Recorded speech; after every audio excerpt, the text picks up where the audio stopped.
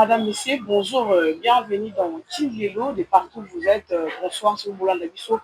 Pourquoi c'est l'heure de votre émission Kinlelo, Kinlelo, Kinshasa, Yalelo, Kinlelo, Kin actualité, place tombée dans ma solo, il y a pas jeune karaté, là bas parents, là bas coco, là bas yaya, à place que ça la radio, surtout pour la coca pour la makanici, là où il y a vie humaine, surtout la République démocratique du Congo avec tous ces 26 provinces. Et l'autre, pour continuer au Italie, autodiscipline, mais tu conseilles ça au Italie, autodiscipline dans une vie religieuse. La RD Congo, en tout cas, tous les pays où tu sens trop, tous les langues de fort, et les autres, on est un peu comme solo, comment est-ce que l'autodiscipline peut intervenir dans une vie religieuse, quelle que soit la religion, vous avez musulman, chrétien, bouddhiste, kimbanguiste, en tout cas, on a tangité, mais on est ensemble, tout le monde. On est à ma solo, on est allé autodiscipline, la ligne de l'Oban, la casse à l'église, la losambo, la dégué, losambe la ka, des boy bikin de l'eau, n'a pas moroté, n'a coach Boigny, n'a pas pandi, plutôt n'a pas MCL, de l'autre côté, n'a pas madame Annie, on va essayer d'ajouter son nom, si ça m'a échappé. Je commence avec MCL. Bonjour et bienvenue. Bonjour Madame Christine. Comment santé, ça va? Oui, ça va bien. Charisme toujours. Madame Annie, bonjour. Magissa, non, yo. Annie Kongolo. Annie Kongolo, enchantée. Voilà, merci à vous aussi. Voilà, merci coach. Ouais. Ouais. Voilà. Ouais. Bonne santé. Qui m'est Kimezali. Ouais, Kimezali. Tu sais pas, juste écouter la Kimlelo. Plaisir à toi. La France, autre femme, la monnaie qui fait pour la qui est. Non, et ça, ah, madame Annette, il y a une charge, il y a une chouette. Et la charge d'aide, elle besoin de ça. Non, et ça. Non, et ça. Ouais. Voilà, c'est fait le sous là. Donc, par rapport à l'autre fois, on va essayer de récapituler. Tout ça, la moi, synthèse, il y a le moment qui fait plutôt court. Là où il a dit Lelo, Kinlelo, dans une vie religieuse, la ligne la topé Kinlelo, la ligne il y a le sambo. On doit récapituler autrefois l'autodiscipline, par rapport à tout ce qui a été dit, je ne sais pas, dans quelques secondes. Ouais, l'autre fois, on a parlé de Tolobela qui autodiscipline. Tolobela qui est d'abord important, Tolobela qui n'a poussé à autodiscipline. Moutou a poussé à autodiscipline, les alliés Moutou, on a domaine, on a la musicien, on a la footballeur, on a la homme d'affaires, on a la passeur, on a la nani, on a la nani. Si vous avez ça exceller, vous avez ça qui est musique dans le domaine où ça il faut en sens on est autodiscipline parce que autodiscipline et permettre yo ko bande ni ya s'organiser dans le domaine et puis aux en ma facilité OK liboso si je pourrais un peu. D'accord, merci beaucoup. Vous pensez MSALE les l'autodiscipline dans une vie religieuse bao bayebi tu te rappelles bon que toi tu es un musulman, ça tombe bien vu que tu es un musulman. Tu vas nous parler surtout de l'autodiscipline côté musulman, comment est-ce qu'un musulman a connu Gozala en priant et en se disciplinant de lui-même, en prenant des bonnes décisions dans sa vie. Oui, l'autodiscipline pour un musulman dans la vie religieuse, ils ont vraiment le mot très capital. Et le mot très capital parce que l'islam est une religion moroboé où ils ont des piliers. D'accord. Les piliers islam, il y a un pilier à foi. Il y a un bon au monde, ce qu'on simbi à monter. Donc, carrément, on a vraiment la carte islam le soutien. Donc, les piliers, on a des musulmans, donc, les musulmans, ils ont vraiment discipline, il faut prôner. Il y a des fois à l'Ikoro, donc, musulmans sans discipline, c'est vraiment compliqué. Même spiritualité, vous allez vraiment stabilité. Madame Alice, tu es chrétienne, non? Ouais, ok, ça tombe bien, on aura des avis côté religieuse. Quand tu vois le côté, on a juste les juges milliers, quoi. Ouais. On va essayer un peu d'aller le plus loin possible. Je ne sais pas, Madame Annie Congolosa, chrétienne, et pour toi, quand on parle de l'autodiscipline et si on veut faire la liaison avec une vie religieuse, Moutoufa, c'est discipliné. Okay. Et la vie chrétienne aussi, il y a un principe que tu dois respecter pour avancer. na vie na yo na nzambe. D'accord. Donc la discipline est ça. Je donne un exemple. Peut-être bah culte dans l'église n'est à la non plutôt pendant 6 heures. Tu dois être là. Et puis que bah à la prière tu dois respecter. Bah moment bah Bible dans discipline on autres on a vie peut-être professionnelle donc on doit aussi l'amener dans la vie chrétienne pour que et ça la dans en fait communion na biso dans nzambe et ça la bien pour que toi avancer dans ma nzambe donc voilà c'est que je peux dire. En tout cas merci beaucoup madame Narozo de la Bino. Comme on dit à Boigna par rapport à tout ce que vous venez d'être dit, tu as une Congolais et M. Salé, par rapport à l'autodiscipline, surtout dans la vie religieuse, bon, je ne sais pas, c'est non conception, parce que la boyose, à côté chrétien, côté musulman, est une personne normale qui prie, quoi. Parce qu'il y a d'autres personnes qui fréquentent l'église. Déjà, de toutes les façons, on a deux côtés, on a vraiment pu Nazareth. Ah, ça tombe bien. Voilà. Il y a des personnes qui fréquentent l'église, mais quand même, c'est un croyant, il prie. Et je ne sais pas, votre point de vue par rapport à cela. Oui, en fait, l'autodiscipline, si on veut parler de l'autodiscipline, parce que il faut déjà bateau, bah la nabi so baye ba que tant que l'autodiscipline, ils allaient discipline, il y a yomoko mutu, ndenge nini o poni o tambola, ozomona. Mais si koyo, so tozongi na tobito lobela autodiscipline, to me ko relié on a vu chrétienne, to vu religieux en général. Déjà dans chaque religion, il y a de modalités, de règles à suivre, vous comprenez? Ils ont une sorte, ils appellent ça discipline. Au balak samutu, ndenge nini otambola nde maître Salah lobi de piliers en l'islam, etc. et tout. Zumuna, madame Christina loba qu'il faut respecter ceci, cela. Vous voyez un peu. Mais si vous allez remarquer une chose, Bible, topé Coran, ils en ont déjà ils ont des lois similaires, mais sauf que différence c'est ça qui est dans niveau il y a chrétien. L'avenir, il y a Christ, il y a eu beaucoup de lois qui dans l'Ancien Testament, dans le livre de Moïse, etc. Donc, aboli quoi. Bon, aboli vraiment tes mains. Aboli vraiment. Pourquoi pas aboli? Parce que même Christ est moral clair. Je ne suis pas venu pour abolir, mais je suis venu accomplir. Maintenant, il faut faire un effort de comprendre le sens parce que donc déjà, il y a mot Christ, alors il y a quoi abolir. Cela veut dire que ces lois restent. Vous comprenez? Mais peu utilisable, on peut dire. Parce donc, que peu utilisable. À l'époque de l'Ancien Testament, ils avaient être moi, ça salit les sous, moi, ça dit voilà. Jésus était venu, c'est pas comme ça. Jésus, comment il oh, moi, il a sali sous monté, à moment. Voilà. Mais les lois, pourquoi Christ a quoi abolir? Pendant que il faut, moi, lire ces arabes, mais ce qu'il faut comprendre, par sens, il y a un interdit. Exemple. Déjà, on remarque le Romogo, Sotobito Chanet, na loi, il y a Moïse Wandezaï, Bako lapidé, etc. et tout. La loi, wana, selon des explications, les alaki déjà, parce que Israël, les alaki peuple moro boye, noro, lobaneti, les ara famille. Tata Botiba, Nabanine, Bakomi Belé. Les cousins et les cousines, etc., comme moi clan. Et ça qui vraiment nation té. Que barana roi, barana nani bouete. Il n'y avait pas toutes ces histoires-là. Mais si vous avez tout ça, vous avez comme vous avez aux alatés. Et c'est un mobé comme vous avez pour tambo sabango. Raison pour laquelle il y a tout ce loi. Et ça qui peut pour nous fan du sabbat ou quoi.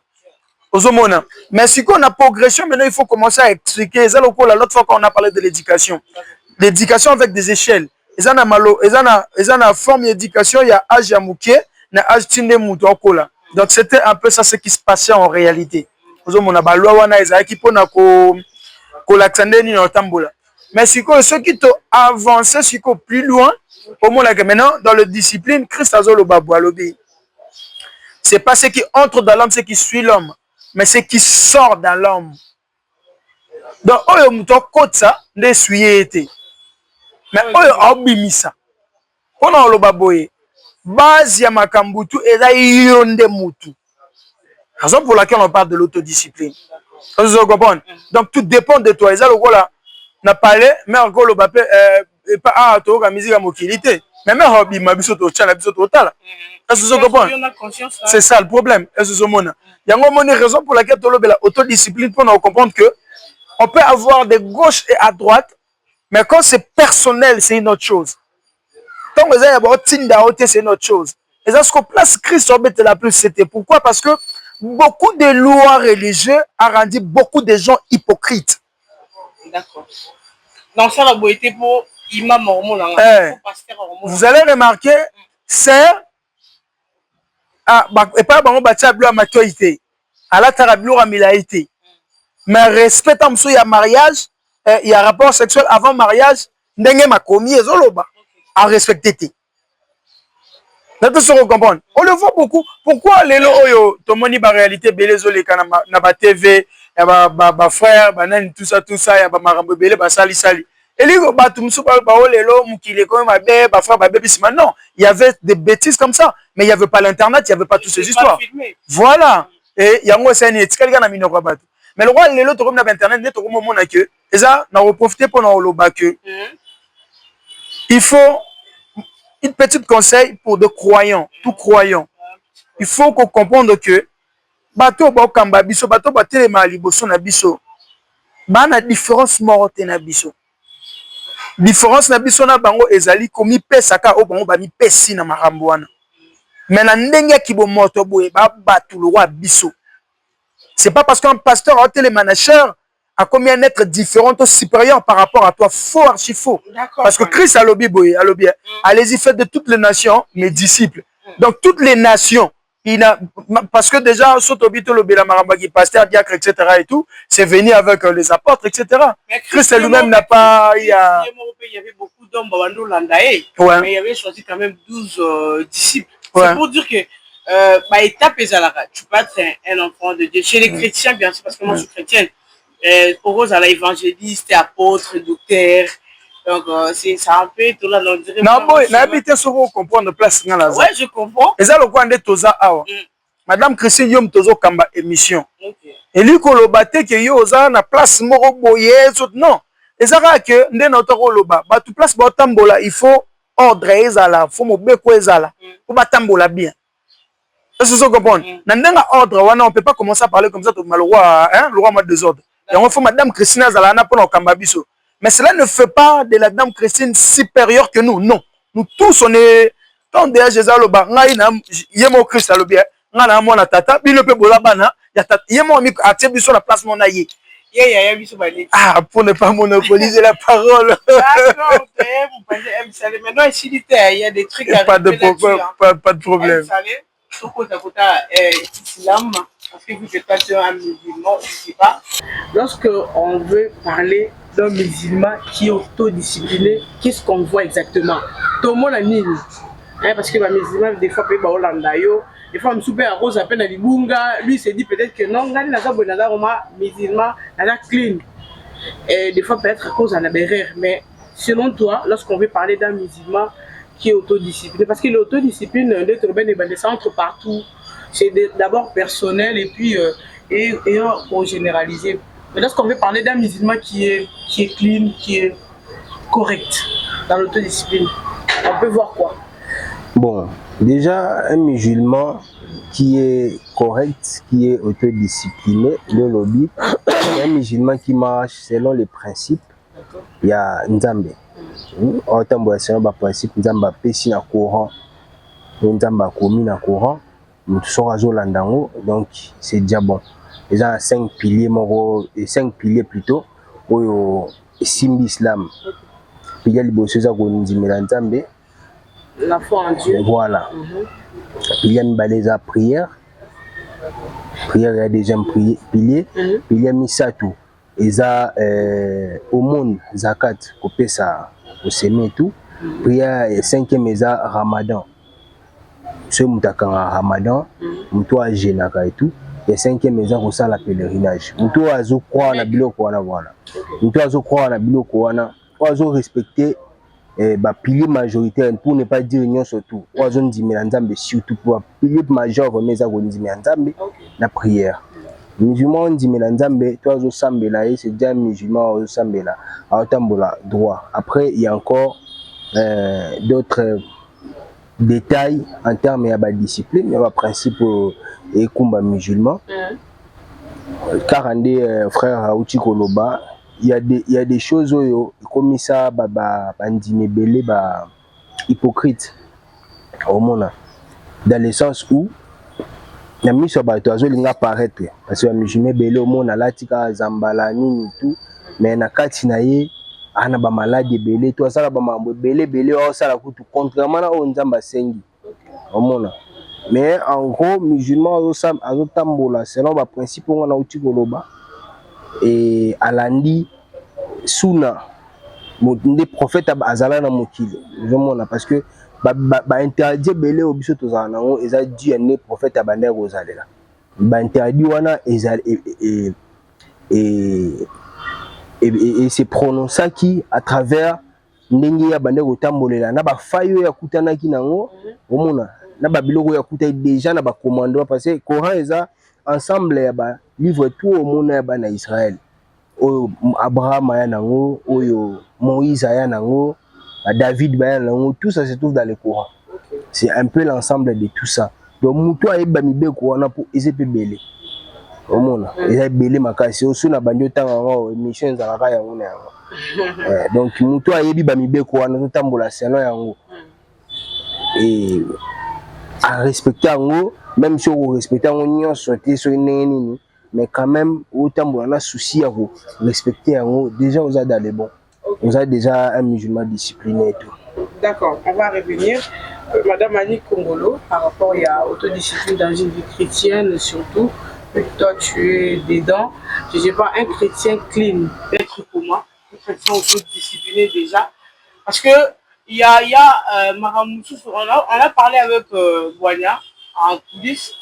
Moi, j'en ai nos réactions par rapport à ces plutôt fous. On toujours même pas installé pour la Tolo Bédango. Il y a actuellement, on voit surtout chez nous ici en République, en Kinshasa, net la limité, on a le quartier industriel et comme un quartier ministériel, mais surtout total ils sont au moins un peu limité, on peut être sous salité, mais pourtant on voit des églises. Donc à la fin, on peut dire que l'église n'aide pas tellement ces pays. Et surtout que Toza est belé. Normalement, il y a beaucoup de gens qui prient, il y a beaucoup d'églises. Il fallait au moins l'église a apporté quelque chose par rapport à ça. Bon, on va revenir sur ça. Je vais d'abord parler d'un chrétien clean, selon toi. Un chrétien qui est autodiscipliné peut être comment? Déjà, autodiscipline et autres sur pour que tu avances.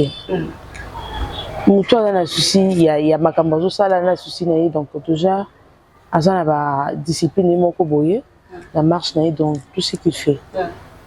Déjà dans la religion, tel que moi, on peut ça exemple dans la moko. Je fais un effort malgré tout, je suis un humain, la perfection et tout, donc je fais un effort et à respecter. Bâton, il y a prière dans quand bien même c'est un peu difficile vu ce que je fais. Donc je quand même temps à moukier. Il y a qu'à prier, il y a un au ngalatia. Respect, on a prié.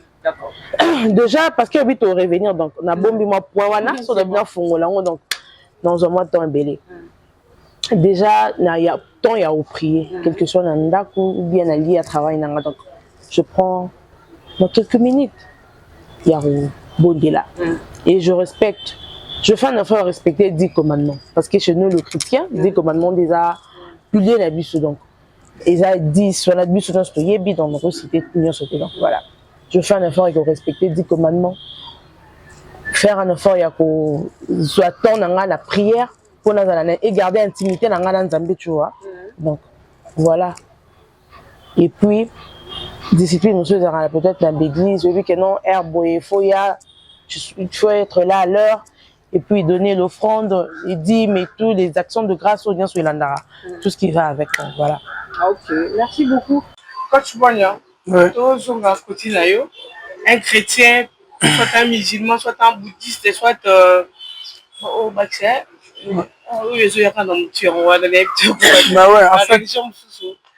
Clé l'autodiscipliné peut être comment? Si tu peux donner un avis.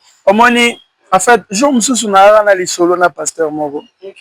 Bon, pour le bas, pasteur au place la bando Sambela avant. On parlait à bando lobela discipline on va bien en ligne. Quand on s'en parle de comment on appelle ce discipline, pour s'abstenir, voilà, on parlait de l'abstinence. Naebisi eloko moko boye. Eza eloko moko maître alobaki yango na émission elekaki. Alobi okoza discipline. Mais discipline wana faut na domaine mo songolo pakala.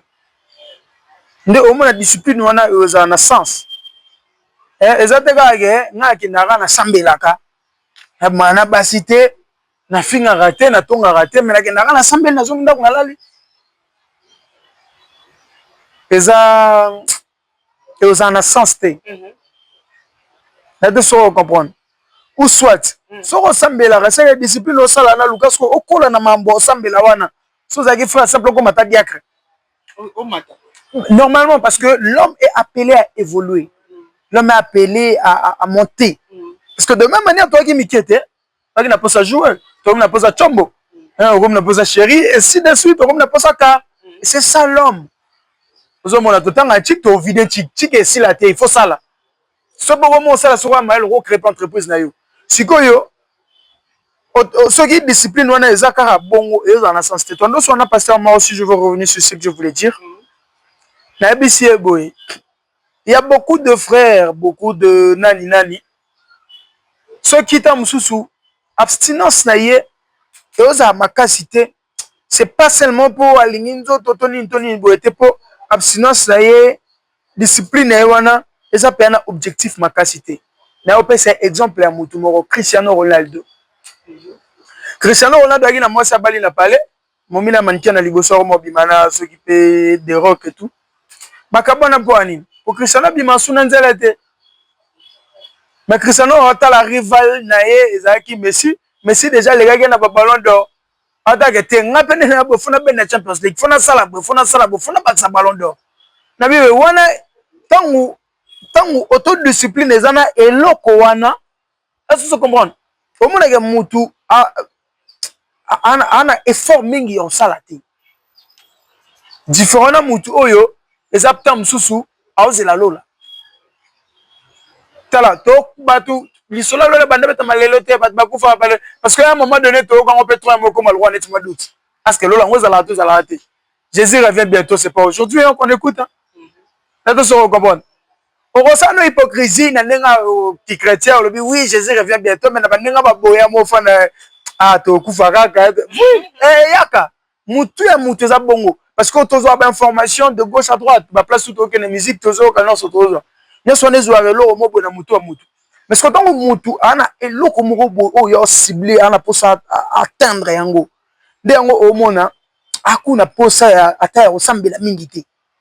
Autodiscipline na ye parce que exemple mo ka simple on appelle sur ya yekutu eza ekobote po abala ki mwasi na mwasi na pali assez discipliné ka siko na bakanda nango Messi kuna we abaksi ballon d'or renga pe funa bat donc congé so baninga bakei ko kuta na pasi na ba bakie ba mami bakie ba bias yake na luka ba coach yana ba période mo bo mo la Cristiano na terrain Arobeta fois boya c'est le roi quand microbe dans condition physique eleki ana rage ana kanda ni logo mo bona pour s'attendre ça c'est différent yango soke exemple mo simple so na bisio so do bito tchana mokila lelo on pourrait croire peut-être que les religieux sont plus disciplinés que peut-être tous les gens mais c'est faux ba sportif ba très discipliné que les cas ba religieux parce que ba ne logo mo bo mona parce que quand on parle de discipline les arabes ko finga te ko zon saboter exemple mo bo simple. Combien de religieux ont des problèmes, des maladies parce qu'ils ne sont pas disciplinés dans le bango. Parce que la discipline est contre la bango. Mais si vous avez un objectif, comprendre, ils ont une vision. Exemple, Elon Musk, l'homme le plus riche actuel au Tesla et tout. À travers 14 heures du temps, chaque jour, à travers 14 heures du temps, mais souvent un patron. Mais un affaire moi assemblée l'année makasi mais ensemble à makasi on a tam so ko kapé copté le sambo le sambo et puis le rôle a des gradué a des licencié et tout a de la poste moko boyi donc yende nga zawana le roi de la poste wana nzamba ko ça la copa muki o ça té mais au senga transport na parler et tout mais si ko mutu le rôle là mutu mususu abandé na zéro abandé na rien et ça le là jeune moko nazomona mikolo boye na TikTok boye Océan Tambwe namoni ala nouveau influenceur nouveau influenceur mais ce que j'ai beaucoup aimé c'est quoi alors que ça air na kayu alors que ça peut n'enga kenda na ba mine wana ndenge ba benda ba matière et tout ça et tout tu vois il travaille même tout ça mona na kota na potopoto mais il y a kota na potopoto juste salité na zui là le long mo ba bloko parce que biso souvent na kinto aura plus na tendance à me dire oh pela déjà toi face à ba gwa ba marambutu mais là il travaille à risquer et puis ba kopa ba mine to ebi to na RDC c'est connu to ebi ba risque les ka ba bloko wana mais lui il a pris le risque pour ana pour sa vie mo bala pour sa maramo mais yo bandoti bon bimananzela te pour yaka ko sala mais tu le fais pour enfin l'abstinence là maintenant c'est pourquoi c'est pour quel but c'est ça le problème quand on se discipline pour obéir à Dieu mais c'est quoi il faut savoir une chose il y a une différence entre la religion et la spiritualité il y a une très grande différence un homme spirituel tant on sait l'abstinence c'est pas pour aller au paradis non c'est pour élever son ton vibratoire et ça pour mettre sa dimension spirituelle naïe et tant on monte mettre sa dimension spirituelle naïe et ça pour la rabababa to quoi une église ça sert à rien non parce que même Jésus le bible bah oh tout bon dit melanga cela veut dire bon dit manga bon dit marche na bon dit nyoso na osala tala ce comme bon sala ba obiki sa ba koka ba omoni sa ba avec etc et tout n'était ce comprendre donc tant yo Hollande Christ mais ezaka ya tamususu na obebana ali na palais ali na komi nganza ba kosunga ngaba eni na ngaba otikala na soni ça n'a pas de sens même yema au Christ tant alo bana bato bonzimela ye alo ba biloko fe salema mutu ana niveau ya spiritualité moko élevé il ne peut jamais vivre comme toute personne il doit avoir une différence. Je comprends. Mais si quand on ose abstinence wana etc et tout mais atamba la moroté mutu atabibo apamba bika et logoté abstinence ya nini ya lola kaka ya lola ah voilà et marambo un problème. En tout cas, ceux qui Hollande Bisso, tu as un avis à donner au premier Bisso, au Sali Bisso message, au autant avis, non, en tout cas, tous pour partager parce que Kidlelo, c'est pour tout le monde, c'est pas pour les Kinois simplement. Dans le Bélapon, la principe province, la Bisso, surtout, dans RDC Mobile. Donc, si tu as un avis à donner, sur le pot contrer Boigna, Yo Kaka, tous émission pas ça dans un plateau ah yo nous kabamo aime ça les réagir par rapport il y a vie à Bonyavi abstinence kaka ya lola abstinence on va être spiritualité et abstinence kaka bon dans ça la masumuté na bangi nzambe déjà pour na vie tu m'as dit quelque part ça c'est pas aussi comme ça bon en vrai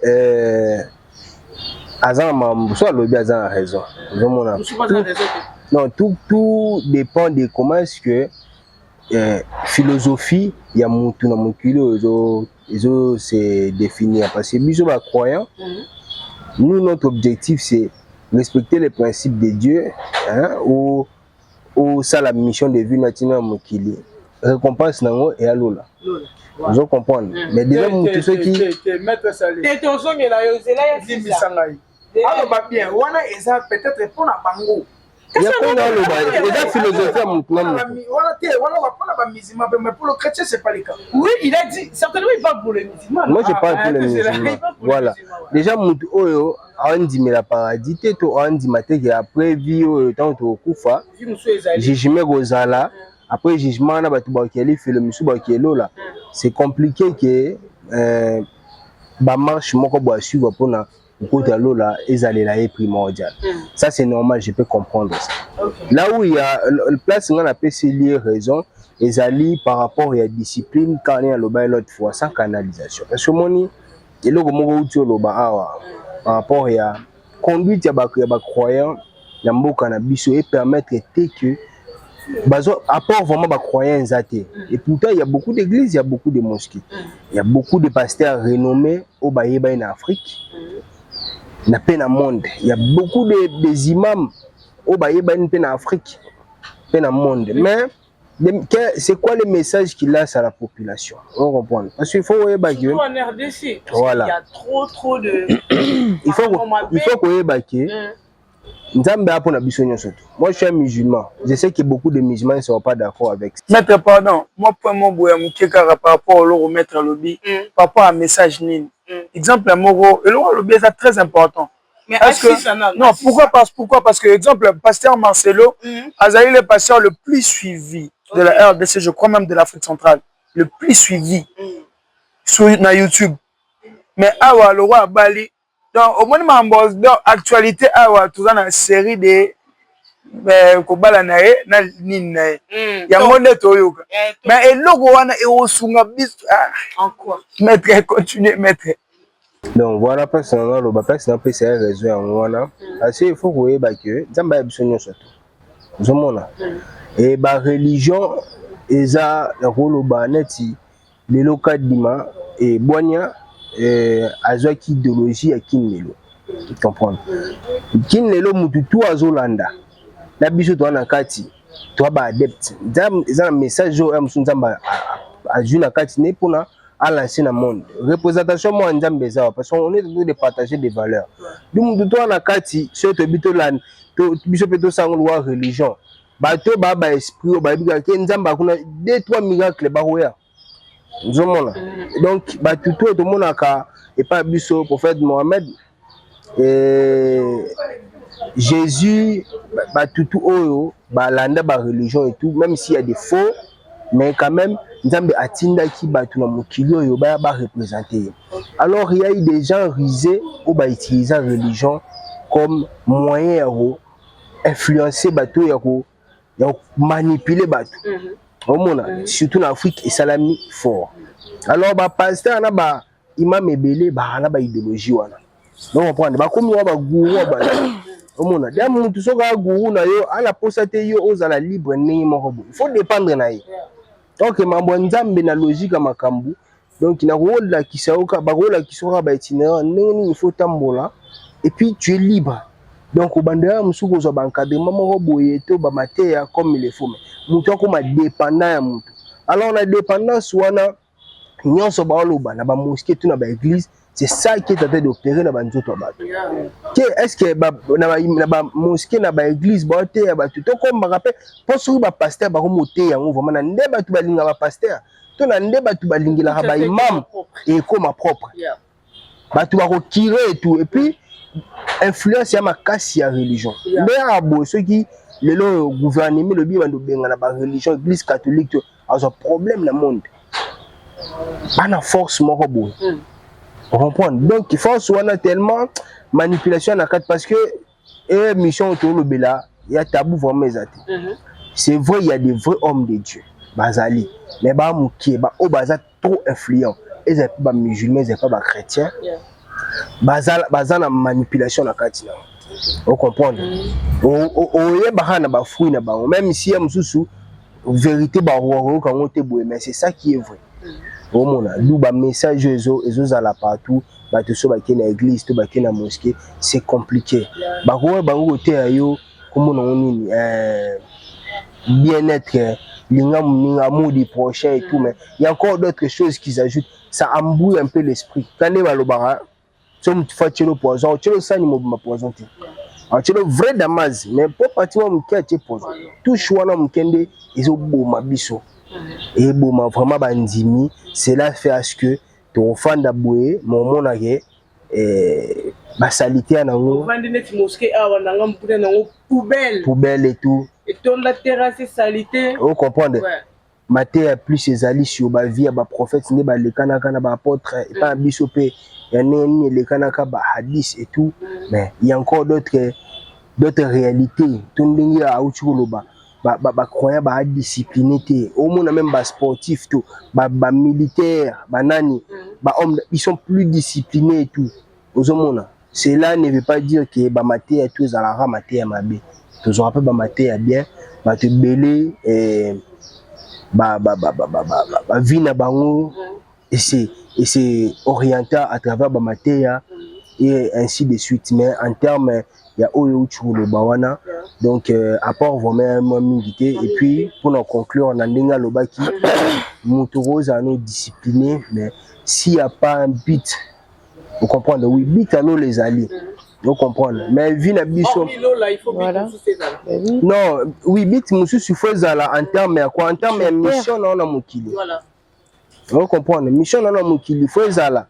Parce que vous avez peut-être Nenga Lobi, au lieu au lali, au sambeli pour d'ailleurs. Vous appelez, il faut évoluer. Ça c'est quelque chose de vrai parce que nakata makomi nzambe ayebaki ki ba micro kozala. Omona. Alors ça demande discipline moko boye parce que spiritualité ataka bando ki bazo pumbwa to nini te. Ba spiritualité eza personnalité à mutu. Supposons comme on nini. Spiritualité à journaliste et à scientifique, c'est très différent. Nous avons la personnalité à mutu, on a dit mission concentration wana et il faut la focaliser pour à travers la découverte on a tout ba réussite on est pour découvrir mon nzambe. Normalement c'est là où surtout en Afrique on est calé, on est coincé. Ouais, on découvre mon nzambe ndé wana pe. On comprend parce que on découvre mon nzambe on a yebisa ngai ceux qui opérer ninga lobby. Yo sambela na yo bon mutabimi bi bon on capable de tata bi bon la prière. Mais nous nzambe on découvrir on est. C'est un problème. D'où nous nzambe on micro parce que il a mis ça na kati ya création na ye. Il a fallu mutu moko boye ou a très discipliné dans le domaine oyo a joué inspiration wana meme on a mokili. Donc on a place ngana lo bagenzamba ya batunyo surtout. Madame Christine ngana baksamo lo mobo parce que maître alobi bilo moko très très important. Matisinga ro mafute pelé dans le cerveau. Déjà na mambo maître aloba déjà ton aloba ki ko sambela ko to de ko abstenir to kolanda mambo nzambe lifuti nango kana lola wana na lobi po parce que na yebi moi islam ou mais na yebi mingi te ye yebi mingi mais surtout que na christianisme vieux Pierre a poussani et pas ya vieux Yesu abisi vieux biso to tiki banda to landi yo to rozwa nini Jésus lobby dans le renouvellement de toutes choses, il y aura 12 trônes pour les 12 tribus d'Israël et 12 couronnes. Bino les 12. Na bato ba finga Yuda ba ke ba po, zalo ba 11 ba 12. Donc na Yuda ba te ba ezali. Ozomona. A bibino bo juger ba oyo, bo juger le tout de 12 tribus. A bibino elo robino bo soka yango wana.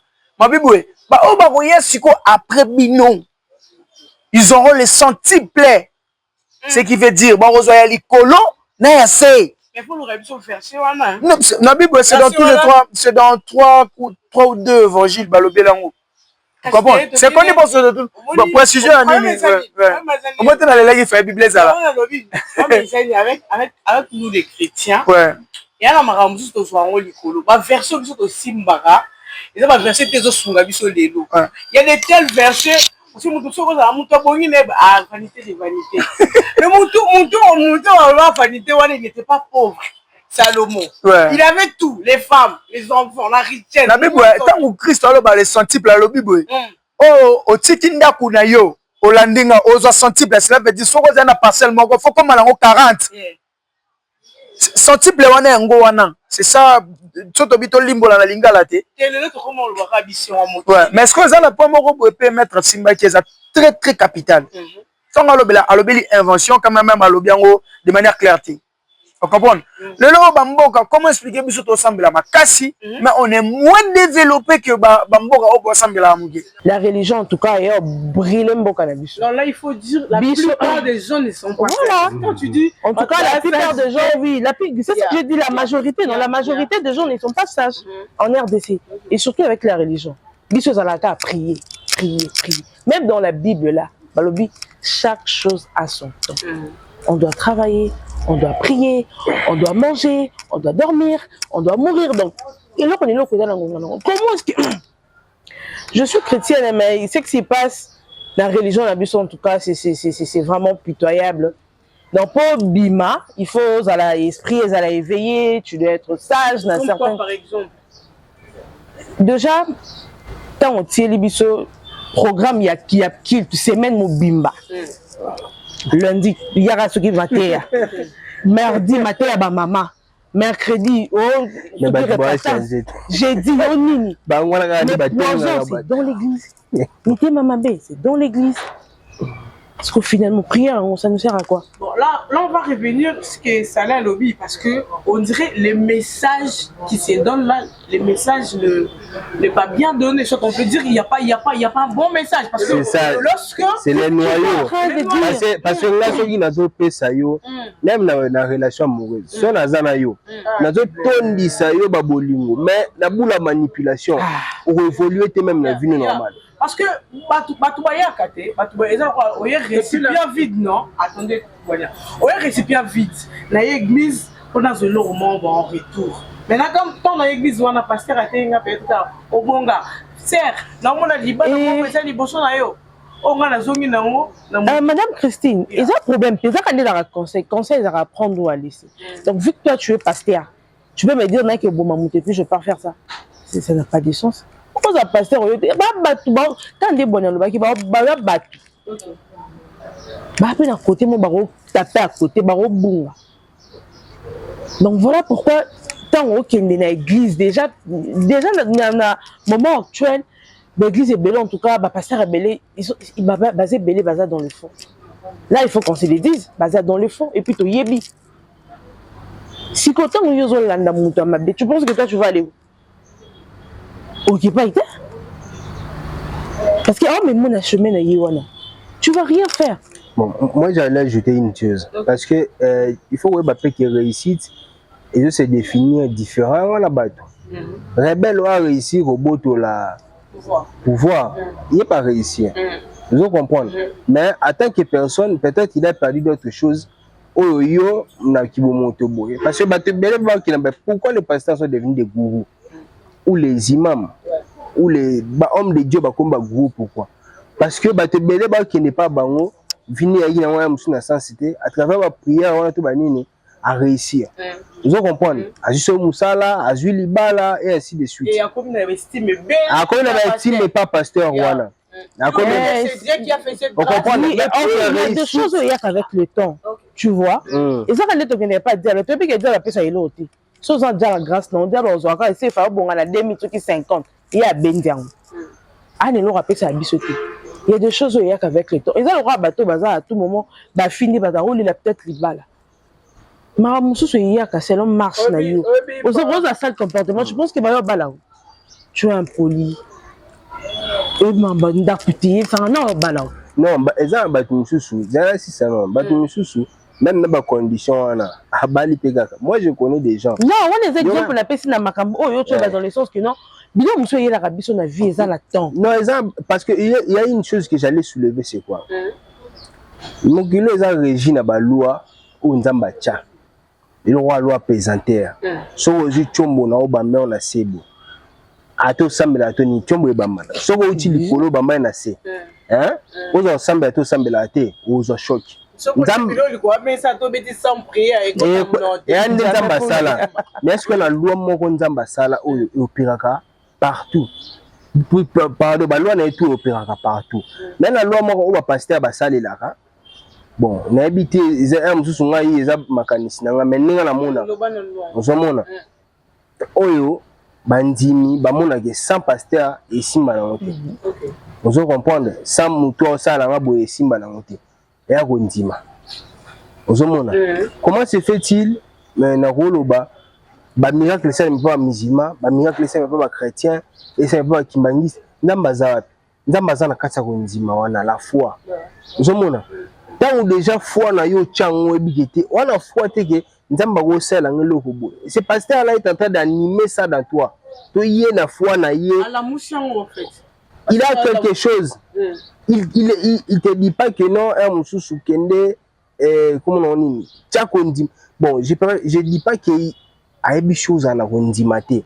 ou quoi que ce soit, mais tant où après ce qu'on dit c'est la bonne chose. Mais accompagnement, moi je parle pas de vrais pasteurs, hein. Les vrais pasteurs, je suis en train de les attaquer. Je parle de gourous, des gens qui font ce qui est toujours naïe. C'est défini différemment. Nous avons réussi à juper la mon client ou à juper ma camion surtout, mais en tant que moto. C'est là où je dis que pour vivre le développement exact parce que qui bon moto c'est tuer en fait. Ok. On comprend, c'est tuer. Dans ce sens-là que Madame Christine, nangana lobelo omoko na se rappeler na verset moro biblique. Verset biblique wana ilobelaka ezana histoire mo na kati ya Bible il faut la roi Osias azaki so na 16 ans boye. Bible eloba boye. Nzambe atambola na roi wana ya Israël apesa mayele ya kosala ba arme. OK. Pour na robunda. Oui, ba arme. Donc ezaki lokola oui. Non. Arme bitumba pena donc et puis babengango genre loi machine. Eza ba na luka kutu verset comme ça fait un bail que je vis. Ba na personne ba tila biso on a régie.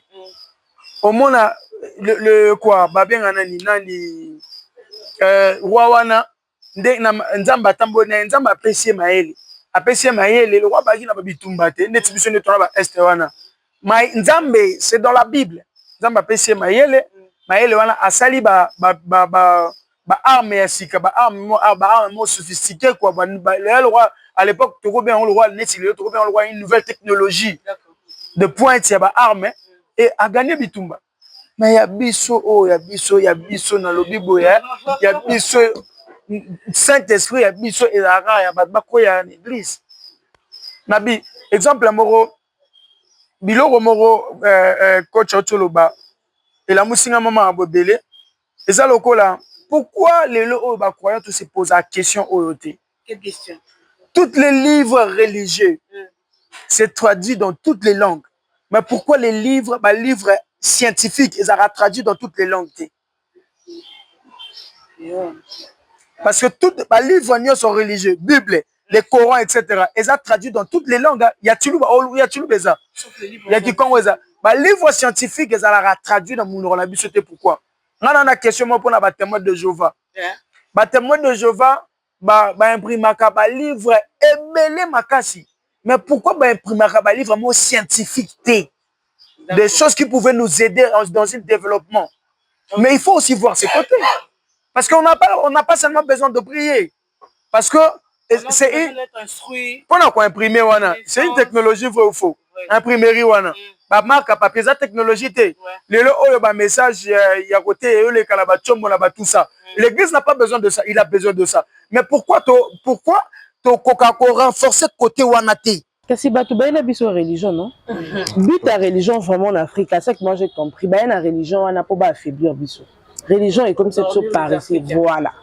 Vu que richesse est dans la mboka, bah je m'en point mon robot, bah tiens libino wana boss et distraire nango pour que bango baïba, bango ba s'enrichir. Mais d'autres il y a des blancs qui prient beaucoup aussi par rapport aux Congolais. Les blancs ne prient pas beaucoup comme nous. Non, je dis prier beaucoup dans le sens où sur au moni place à prier au but non même là on pousse la tête. Mais il y a de 0 à 5 RNA prière, même sur ma prière. Alors qu'il y a des prières de 7 heures. Et puis quand on va prier beaucoup on a la il y a un point très important. Dans la religion c'est défini différemment na biso na pour ndele. Ndele azu religion loi manipulation net bisoté. Omona. Et pas na biso tango ba missionnaire tango ba yaki. Vous comprenez? So on a na ba review on mona ki baloba vraiment baloba on clair. Bon la ça bango nzambe te possible ba yebi nzambe. Bon c'est mon religion o ba mi kitisa. Je ne sais pas si on a lobby Makambouana comment mais c'était le contexte vraiment c'était ça. Vous comprenez? Bango mutu ba yena ngo. Ba yena na souffre ba man. Déjà et bana da manipuler bango déjà à partir à kuna déjà. Vous comprenez? Parce que tant ba monique elle a mutu mo appelle ça un exemple on a lobby bamoni ke so baotinda bino bokende sala bilanga bamisu baobude mais tant bakoti bino kibonzambe mais so babika nzambe alobi te kosala bilanga dimanche En tout cas, voilà. Merci. Tout le bela ingénieur à Nyon Saïd voilà. Point de vue nayo par rapport il y a autodiscipline. J'avais parlé de limiter côté industriel et comment ministériel et ce côté le PK bien même limiter là c'est sale. Entre-temps, les gens prient presque chaque jour parce qu'il y a des églises de Kaoukaté. Mais c'est là, on a les gars Kabamba. Tellement avec nous et Zaranini. Je vois les fidèles en train de prier. Moi, je sais pas. On se pose des questions. La même chose qui tape maintenant limité, maintenant deuxième au moins l'église de Kaoukaté, il y a toujours des gens qui prient. Parce qu'il y a des apport ni les Aranamboka parce que ce pays actuellement a besoin. Si on a bon la prière en tout cas déjà depuis. Non pas la prière, na action. La prière à l'occulteur. Binomoro personnellement en fait. Exact. D'ailleurs mon monsieur bon ça là, bato bon ça là, bon ça nous a mes plaisir, bon ça ndé pasteur. Ils sont avec église, pasteur a moninga te akoloba. Mais non, on a bangi nzambe. To bangi pasteur. To cité dans l'actualité, il y a pasteur Marcelo. Je ne sais pas où en sommes nous par rapport. Parce qu'on dirait que Cameroun, la musique attend à Bali. On va Bali quitter. Dossier Zaki n'a aussi calmé. On dirait que l'autre va y aller à Bali. À Royer. On a un rôle que c'est vrai. Tant au Banani na Moisi, ma contrat de mariage est Zalaka. Tant que Bokabwani, moi c'est un ma partie à richesse naï. Mais différence moko ezali oyo no linga hein patuba limbisanga. Na côté à famille à maman blanche. Na rolinga ba comprendre que bana bazali. Dans le sens que tant bolo ba bona posa bozwa part ya moi na bino mwasi. Mais borozo ngonyo souci no to moi na bino patiki bana. Parce que part ya maman blanche bana na yepe bana droit nango. Il faut te comprendre. C'est des mecs qui na famille, ya maman blanche mais côté ya papa. Kasi te, y en a le bas, ndenge ba réclamer, ndenge ba réclamer. Ba réclamer bon pourquoi parce que papa y est moko. Ayaki nango. Comment ça fait tes familles? Famille d'ara mi balé non? Mais yo c'est maman. Ça va pour toi offrir ba le pain. C'est que tu dois faire tous les deux côtés. Oui, si quand ndenge le baga ça là, ndenge expliquer ndenge le baga ça là tous les deux côtés. Ba lobité eza moké et puis mbongo bango ba komi siko ko senga ye ba à ce que par exemple dirait au délai ba moyen na billet moko personnel so ba kabula ba moyen na katikati oh ya ba kabula ba bien la katikati ba bilo rebeleza na kombo ya bana et puis na oh ya za nango sur place so senga kabula na famille wana à ce que par exemple ceux qui 100 et quelques mais oh ya linga pesa ba le roi ba 200 et quelques mille. On comprend. Mais on a un pur esprit, on a que famille à maman blanche, bachamo esprit nassé, vous comprenez? Par rapport à ça, il y a le roi symbole, mais il y a le rôle pour bana bazar. Il y a une différence, parce que bana wana muto beaucoup la bango za Marcelo. Il y a le baki na mémoire. Il y a moi na bango. Je t'offre, en fait, j'offre quoi? Une parcelle à la maman. Mais si aux familles va déclarer ezali oh hier pasteur le ben bandélité ezali net au salaire na contrat de mariage sauf au sali divorce par comment on appelle na ndenga logique baza na raison baza pe na raison na bango comment ça fait tes familles les amis balio que kozolo pango kabela famille à côté ya maman bango famille ya côté ya papa ça n'a pas de sens yango le biboye na pesa lupango na famille ya maman na ngamba papa nazo pesa bino ceux qui sont quelque bango baboyi l'idée ya ko kabela wana je sais pas ça vient comment je sais pas ça vient d'où? Des récompenses, gratification. Je sais pas. Tu te sens coupable ou bien, je sais pas. Le roi Bagui a contrôle de mariage, la séparation de biens, etc. et tout. Hein? Moi, ça coupe. Les divorces, moi, ça coupe. Mais il faut une part il y a richesse, il y a moi dans la bango et je la famille. Oui, c'est normal. Parce qu'on est dans le roi là-bas. Bah oui, bah oui. Bon, là, vraiment, on a trop réseauté. Bah, détail, bah, moi, on a vraiment, on a dit là, j'ai passé à Marcelo pour faire moi aussi. Et il y a eu moi aussi à Sika, mais créer polémique. Bah, détail, bah, moi, pas où tu veux le En tout cas, moi, je vous assure, moi, je mon pasteur. Pasteur n'a pas autour de la moi ici. Après, moi, c'est 2022. C'est pas facile. Ah oui. Il y aura des polémiques jusqu'à ce que le pasteur Marcelo va faire les morts dans ma réaction de part et d'autre. Et puis, l'actualité est aussi là. Aussi longtemps, il va commencer à réagir. Il y aura toujours des dossiers. Parce que moi, je veux qui ça chez mon pasteur. Il y a toujours des dossiers. Il est bien là, cela dit, à répondre à Tilelo, à Tika, Baloba. Au moins, ça va ne connaître ça. Au moins, c'est qu'il y a un mois, c'est le problème que c'était ma femme donner ça, doit arrêter. Au moins, moi, ça, à coup fait, où mettre au bel, parce que lui, il s'est marié aussi, il en est après. C'est passé à ma soeur, il faut sauver l'église. Moi, tu as été follow.